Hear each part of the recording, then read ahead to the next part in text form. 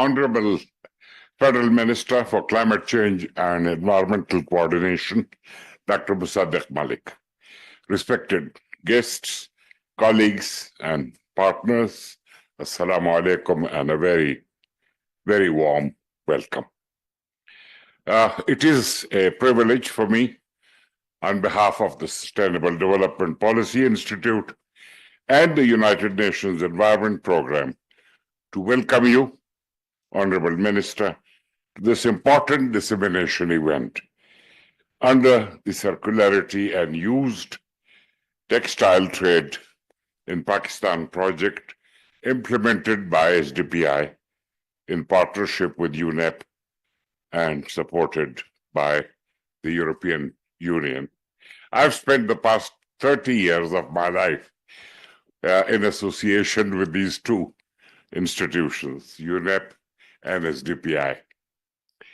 Honorable Minister, this initiative is rooted in our shared commitment to a more sustainable and inclusive economic model, one that prioritizes resource efficiency, job creation, and environmental integrity.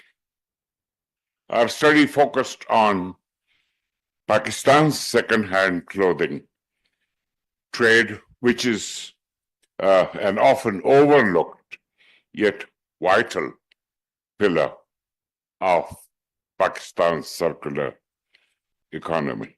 In 2024 alone, the sector generated 283 in export revenue, supported thousands of livelihoods, and demonstrated high environmental efficiency, with over 80% of imports reused or re-exported and less than 1% sent to landfills. As the developed regions of the global north is coming up with strict regulations, and the US re-evaluates its tariff regimes, this trade faces high risks and new opportunities. With the right policy support, including tariff incentives for circular goods, Pakistan can emerge as a regional hub for used textile circularity. Your presence, Honorable Minister, is a strong signal of your government's recognition of circular economy as not just an environmental necessity, but also a strategic economic opportunity. We look forward to your guidance on how this sector can be better integrated into industrial, trade, and climate policy frameworks, and how we can scale it in line with your vision of a green and inclusive growth. With that, I once again extend a very warm welcome to you and invite you to kindly take the stage. Thank you.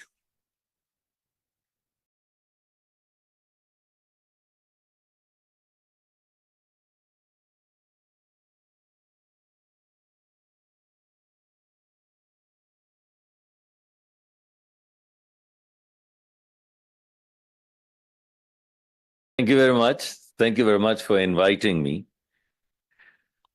Where may I begin? First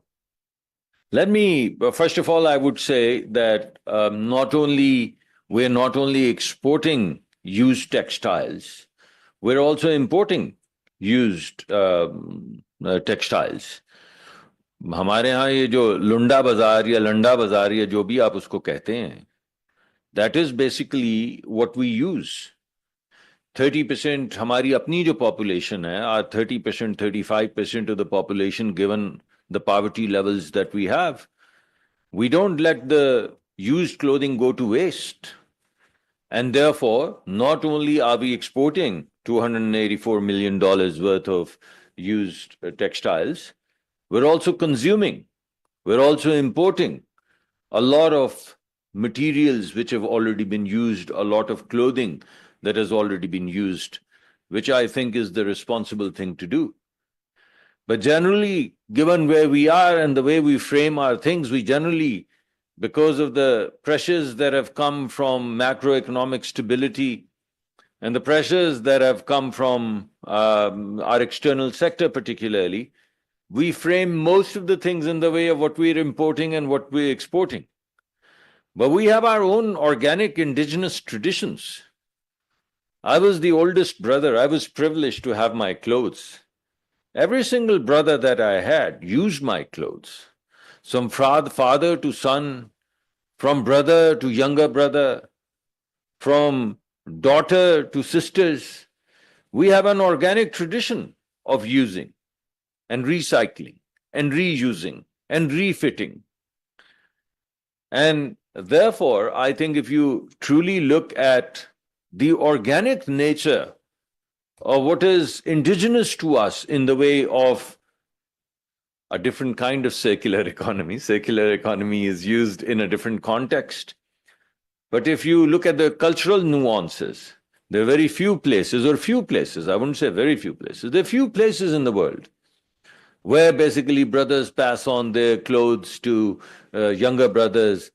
My chacha used to pass on his clothes. So it is from chacha to nephew, from phuppi to bhanji, from brother to younger brother. And therefore we have our own ecology, which doesn't have a lot of waste. I think the waste has increased over a period of time because we've also hit the doorsteps of modernity and Western modernity. But I think our Eastern traditions are still alive, our indigenous traditions are still alive, and they play a very big role in this circularity and the lack of waste. And that's why I think it's probably a SDPI study which states that less than 1% of the textiles find their way eventually into the landfill. So if less than 1% is finding its way into the landfill, then 99% is getting cycled and recycled and recycled and recycled, where it's not even dumped in the landfill. It's used so extensively. So I think if utilization of resources, the optimal utilization of resources is a lens through which we can look at this entire thing, then I think naturally, culturally, organically, we are along the pathway and we have a very rich tradition of doing that without feeling embarrassed. Because in a lot of societies, it's rather embarrassing. And that's why they take their clothes and then they dump them to be taken to some Lunda Bazaar or Lunda Bazaar, however it's pronounced, in some developing country. We have our own organic traditions. So that's one point that I wanted to highlight. We're exporting, that's very good, but not enough. I think while I've shared with you the framework for what is indigenous and natural to us, we haven't basically taken the materials, and I'm not just talking about clothing. I'm talking about materials. I'm talking about materials that find their way into, I don't know what they're called, the runners on the table and bed sheets and whatever stuff that lays on the bed, all of that fancy stuff that my wife knows a lot more about. You know, the most important thing globally, and probably one of the best positioning right now, is that 100% of this is recycled material. And that recycled material stamp, it carries a premium. So it is not that it's recycled and therefore it is lower value. It is it's recycled and therefore it's higher value. The people of the world are now willing to pay a lot more, and not an insignificant percentage, a lot more for the stamp that says recycled materials. So I think the technology that is needed for recycling materials, taking indigenous materials. I was in Faisalabad and I went to a very small kind of shop where I think it was, I don't know, it was not Denmark, it was Norway. It was a Norwegian company, someone from Faisalabad who'd gone to Norway and come back after whatever running a career, and now his next generation, they're basically using materials, and they're not just using the recycled materials, they're using materials, those weeds that grow in our rivers and in the nalas, and they're pulling them out, and they're using those threads and those fabrics to weave stuff. And that woven stuff is finding its way into global markets. And there are many such examples. They're not alone in this universe. But it's not scaled. The technology is not in place. A one-off guy who comes from Norway, who understands how the West operates and what kind of premiums are available on bamboo fiber or bamboo fabric or recycled material or green materials or green stamp, those guys are doing it, but it's not become commonplace in our textile industry. We're still talking about just the same synthetic fiber that we import and the cotton that we grow, and import of cotton versus indigenous production of cotton is the debate that we are undergoing.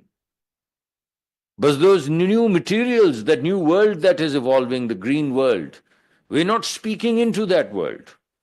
And consequently, when I go around, I don't see that technology, I don't see that scaled infrastructure, the cluster that you can call green textiles or 100% recycled materials. We're not doing that. We're not even collecting. And one of the reasons why you may be saying that it's not finding in the waste that we see, it's not we're not seeing a whole lot of it is getting there. I mean, after all, at some point in time, it should go somewhere. The question is, if it's not getting recycled, where is it going? So I think that creation of industry and raising awareness amongst people, where people take the time in the West to separate the plastic bottles from other waste and paper and plastic, and then the different colored waste, whatever those baskets are. And then people take the time and the responsibility to put them there so that they can find their way into some kind of recycling plant, and then they get recycled and reused in a responsible manner. I think that awareness also needs to take place. So the technology is not in place, the awareness is not in place, but it's natural and organic to us. हमारे तो 3 बच्चों को इस्तेमाल के बाद वो टाकी के लिए इस्तेमाल होना शुरू हो जाता है. This is the level at which kind of it gets cycled and recycled and recycled and cycled and recycled. But eventually, when it's threads, which is where it needs to be turned back into fiber, which then needs to be woven into a new material, with a stamp that this is 100% recycled, I think that technology needs to grow. That is the kind of research. And then it's not rocket science. It's happening in the world. I mean, you go to the shelves and it says 100% recycled. Even packaging says 100% recycled. Clothing says 100% recycled. Everything that you go to buy from the shelves either tells you whether it's green stamped or not.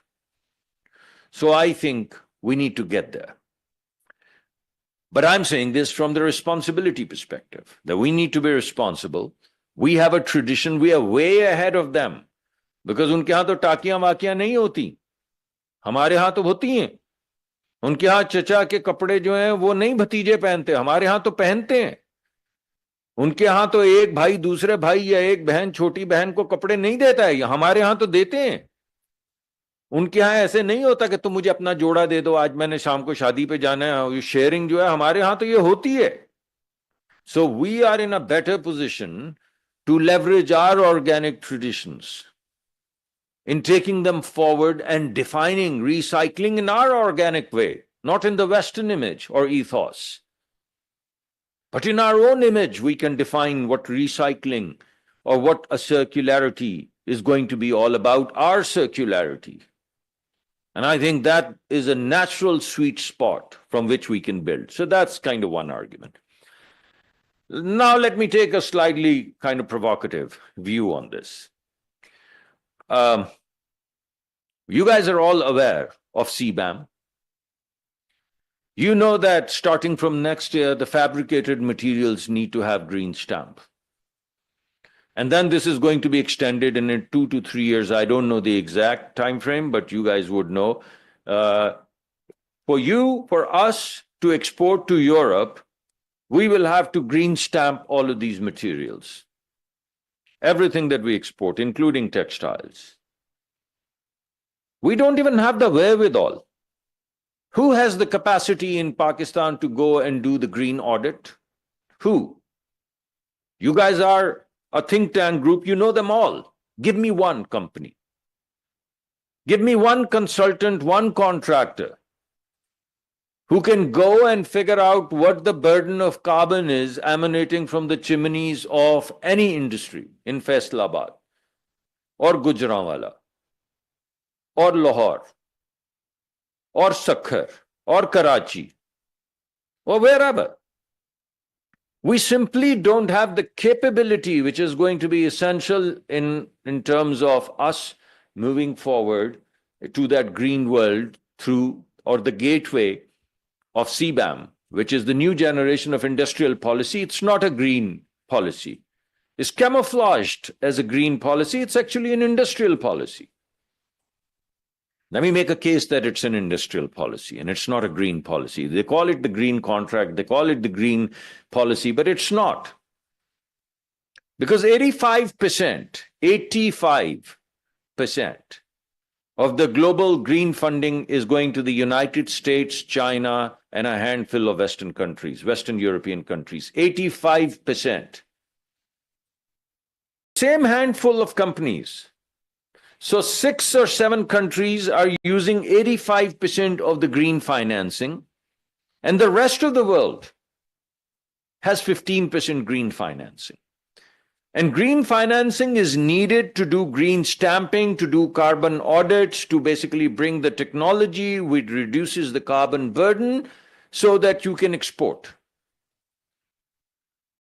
If you create a policy, a hurdle rate, which requires financing, and then you monopolize financing, what you're doing is leaving countries like Pakistan as vagabonds at the periphery of the world economics.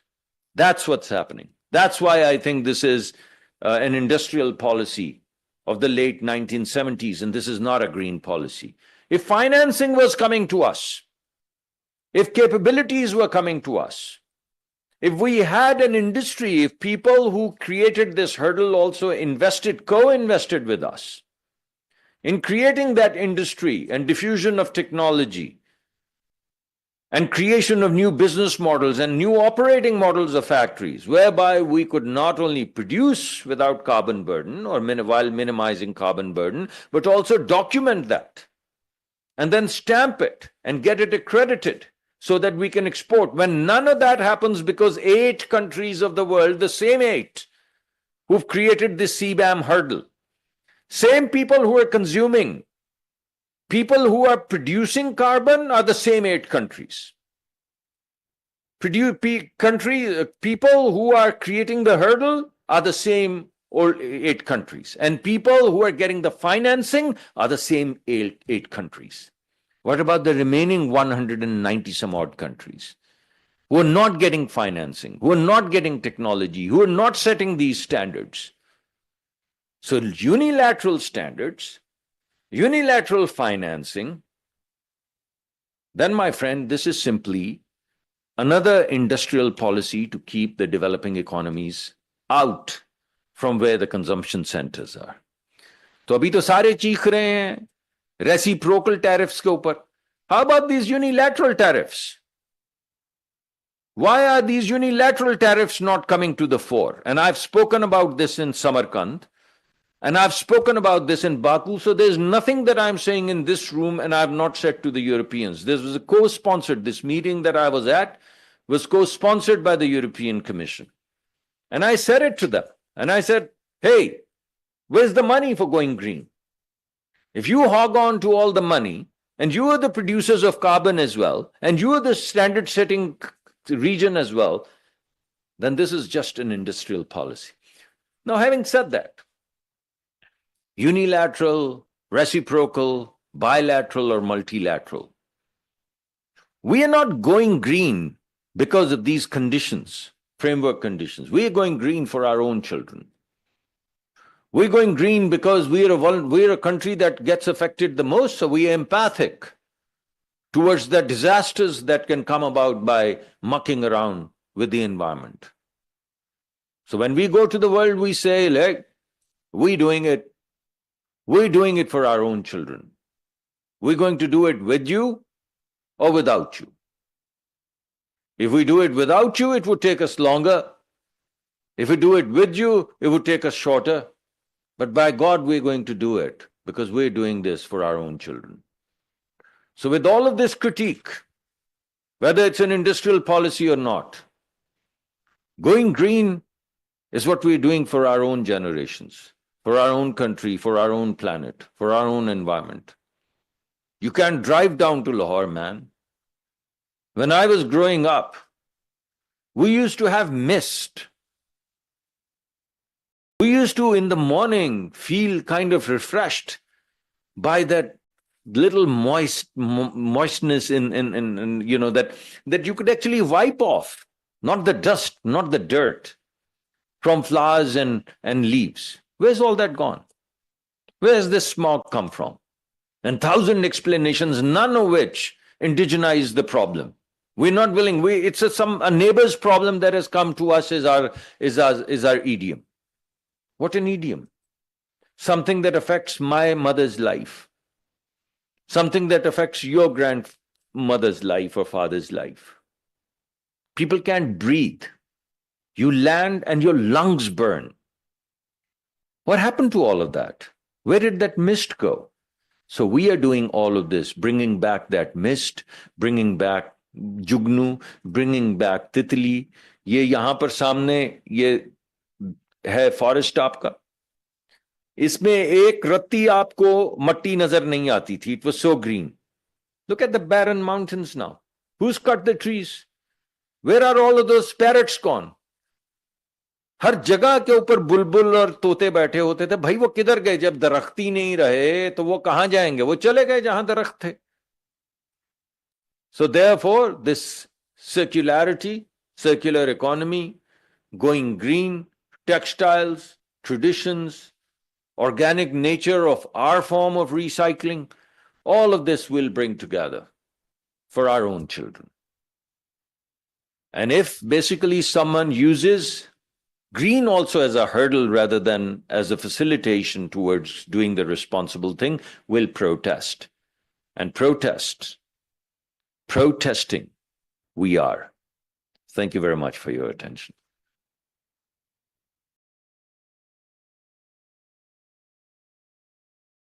Thank you so much, Dr. Musaddiq Malik, for your insightful remarks. You have rightly highlighted the zero waste mindset that we have as Pakistanis through our cultural roots and traditions. You have also rightly highlighted Pakistan's youth textile trade is not just economically vital, but also a model of environmental sustainability and social equity. We also are honored to be working with the Ministry of Climate Change as technical partners for the upcoming National Circular Economy Policy, which will highlight used textiles as a key sector for green industrial transformation. Thank you once again.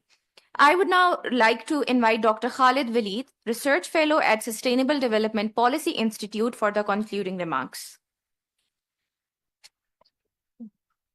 Thank you, Excellency, sir.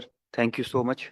This is, I think, the way forward. The key line is that we are doing it for our children. We are doing it for our upcoming generations.